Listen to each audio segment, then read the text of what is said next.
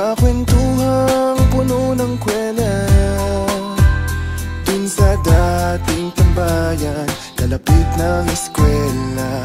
Halika, tayo nang pumunta. At ang tanging baon natin ay masarap na tawanan.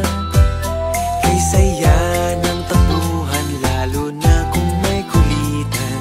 Halika na, nandun na sila.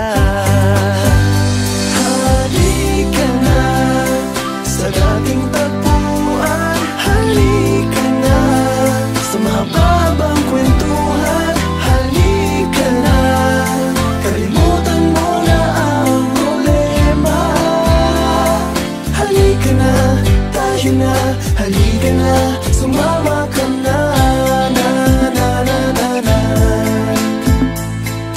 Na na na na na na. Marami sa'tin talagang nag-iba. Di akalain na magkikita pa.